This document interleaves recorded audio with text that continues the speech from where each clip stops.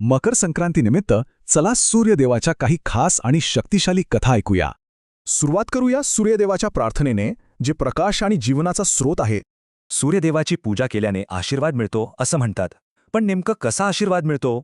म्हणतात की ते निरोगी आयुष्य आणि समाजात मान सन्मान देतात. त्यांच्या याच शक्तीच्या काही कथा ऐकूया.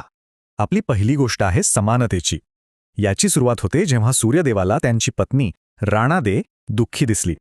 त्यांना कळलं की जेवणात त्यांना गोड खीर मिळतेय, पण पत्नीला मात्र आंबट राब. आणि मग घरात लपलेला हा भेदभाव त्यांनी कसा उघड केला ते पाहणं इंटरेस्टिंग आहे. हे पाहून ते इतके हैराण झाले की त्यांना प्रश्न पडला, माझ्याच घरात असं तर जगात कार होत असेल. मग त्यांनी ही पद्धत बंद केली आणि घरात सर्वांना समान वागणूक दिली. न्यायाची सुरुवात घरातूनच केली. आता पुढची कथा ही आहे एका गरीब पण अत्यंत श्रद्धाळू ब्राह्मणाची. त्याच्या भक्तीत इतकी ताकद होती की सुकलेलं झाड आणि तळं पुन्हा जिवंत झालं आणि स्वतः सूर्यदेव प्रकट झाले. सूर्यदेवाने वरदान मागायला सांगितलं, पण काय मागावं हे विसरू नये म्हणून त्याच्या हुशार बायकोने एक युक्ती केली. तिने एकाच मागणीत बघा संपत्ती, कुटुंब, दीर्घायुष्य आणि आरोग्य सगळं काही मागून घेतलं. सूर्यदेवही चक्रावले. म्हणाले, हा तर साधा दिसतो, पण एकाच फटक्यात सगळं मागितलं. आणि त्यांनी इच्छा पूर्ण केली. त्याची झोपडी महाल बनली आणि त्याच्यामुळे राजानेही सूर्यदेवाची पूजा सुरू केली. श्रद्धा फळाला आली.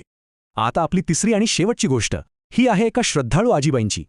तिच्या निस्सीम भक्तीवर प्रसन्न होऊन सूर्यदेवाने तिला एक चमत्कारिक गाय आणि वासरू दिलं. पण ही काही साधीसुधी गाय नव्हती बरं का.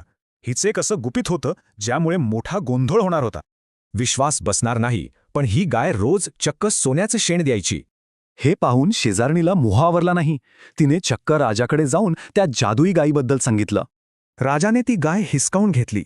पण मग सूर्यदेवाने राजाला स्वप्नात दृष्टांत दिला आणि सगळा प्रकार सांगितला. राजाने ती गाय परत केली, शेजारणीला शिक्षा दिली आणि संपूर्ण राज्यात रविवारची पूजा सुरू केली.